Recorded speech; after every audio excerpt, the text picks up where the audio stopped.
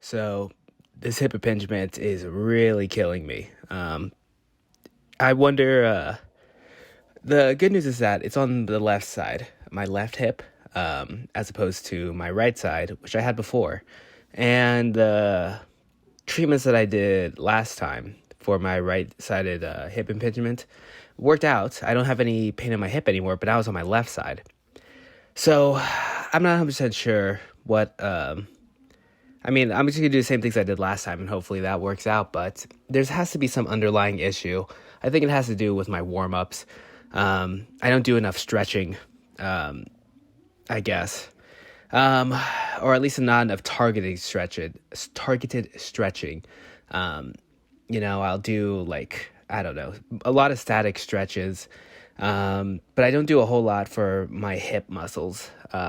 I get my quad stretch, I get my calf stretch, I get my glute stretch, but I think I have to stretch out my hips more. I think it's just that tightness in there that's kind of getting to me. I might try out some poses like yoga to try to really get that hip stretched out. Um, Try to work a little bit on it. But the good news is that because I kind of felt bad, I didn't really squat heavy or anything. I tried out some different exercises. I did some glute medius workouts. I mentioned before that I was trying to do like, I don't want to sound crude, but workouts that like girls do. They work out their glutes a lot. So, I mean, of course, the squat does get the glutes and all that good stuff, but I was doing like clamshells. Anyway, this is 225, and I just felt terrible doing it. The hip impingement on my left side was really bad. I was able to do 135 pounds just fine, but 225, not so much. Anyway, so I went back down to 135 and did it. It was my first time ever doing banded clamshells. So you'll kind of see like how bad my form was on the first one. Yeah, so I never did banded clamshells like ever. So, I mean, you'll get to see how bad my form is at the beginning. So yeah, I mean, I think it's a hip impingement. It also could just be the connective tissue. Like I don't know. I don't even real. I should review my anatomy of the leg. I mean, I know like quads, hamstrings, but those inner hip abductors, I don't even know, like iliopsoas. I kind of remember that name, but anyway, I should really I have to do some of the special tests and try to see if it really is a hip impingement or something else. Hey, Carlos is getting a stretch in too, but yeah, so pretty much just that. The clamshells are kind of funny. The first one I did really wasn't my best work. Yeah. Some of the cues that I was thinking of is having that, was it the leg that goes up? In this case, it would be my left leg. Focusing on that one being a little bit more anterior, like front facing, than my backside.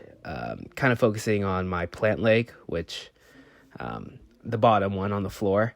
Trying to focus on not like raising it up, like off the ground, and also not trying to keeping my pelvis from like falling back. I think this first set I didn't really do a good job of that. I had like my pelvis fall back a lot, and that's why I was able to get like a greater degree of mobility, like higher range of motion. But after, I kind of like took the cues a little bit more seriously. Just look at some videos on YouTube trying to learn about these, and was able to, really feel it in my glute medius. It's crazy. I was able to feel it really intensely. It's a good workout. I see why people do these so much. So yeah, I think it could like the underlying cause of my hip issues could be poor warm ups. It could also be those like muscle imbalances, like the small muscles in my legs probably just completely shot. So I'm trying to focus a little bit more on the smaller muscles. Also, I kind of planned out all my workouts today. I just wrote down a big list of all the workouts that I know, or have at least like have a pretty decent understanding of, and just started like choosing each day what I'm gonna do, kind of knowing like, oh, okay, these days I have like other workouts planned, so my individual workouts would be like a lot more low stress, stuff like that, and push pull leg squats or splits. That's what I was looking for. Yeah, push pull leg splits. Still, that's always been my go-to. Anyway, I think this set I actually did a pretty good job making sure that the movement is isolated. That way, you can kind of see my pelvis in the other ones. It was a lot more, it moved around a lot more. It fell back. And this is when I really felt it. You can kind of see it on my face. So yeah, hip abductors and adductors. Pretty sure the glute medius is an abductor. Yeah, abductor. Yeah, I really got to review the muscles of the leg. It's been a while since I've taken anatomy, honestly.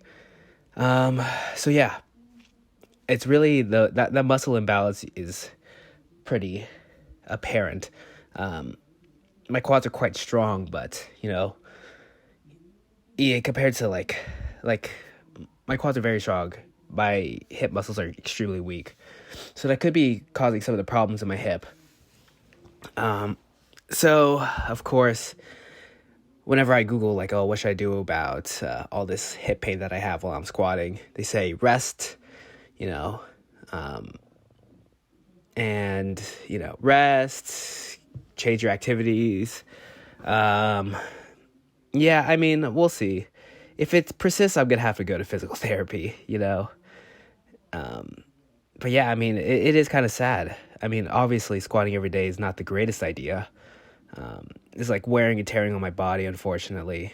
I never thought that this would happen. I kind of thought, my body would be fine. But I think it's because I'm doing like multiple other workouts, firefighter workouts, with other firefighters where I'm really pushing myself. That's when it like kind of tipped over the edge for me. Of course, work is also kind of tough doing CPR compressions,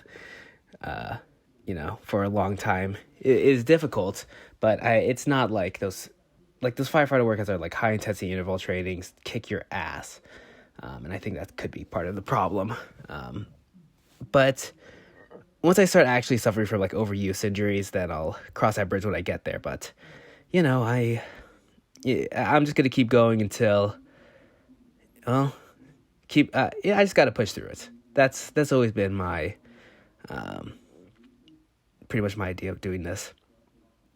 Dang, I totally overexposed on the camera here. Anyway, yeah, these are dumbbell. I'm pretty sure this is good. No, it's not a good morning. This is Romanian deadlift. Anyway, the cue that I use is, of course, bring the butt back. And I try to get like a good stretch of my hamstring. Of course, it's like, I really want to do like hamstring curls, but I don't really have the equipment to do that. I might have to use like a band to do those hamstring curls. But yeah, I've been thinking about like other ways to work out my hamstrings more, and the Romanian deadlifts are a classic. So I just did these dumbbell versions of them. Anyway, that's all I'm really got for today. Yeah, I mean, it's just the small things like working on those muscle imbalances. I really don't think I'm gonna get any overuse injuries, but I mean, I don't wanna jinx it. The worst thing that could possibly happen right now is like I just snap something. Then I really have to go to a physical therapist. Anyway, try not to jinx anything, but yeah, I mean, I'm going to keep doing what I did last time for the hip impingement, just pulling on the band. I showed it yesterday on video, but yeah, just pulling on the band on it. I mean, I did it yesterday and it didn't really help for me today, so it might be something else in nature, because I got pretty immediate relief from when it was on my right side. And I also look back at the footage of what I was doing during those squats, and my legs were definitely caving in, specifically my right one. So it could be muscle imbalances, could be poor warm-ups. It could be Could be a few things. I'm going to start doing some special tests. Try to see specifically what it is. But yeah, that's all I got. See you guys tomorrow.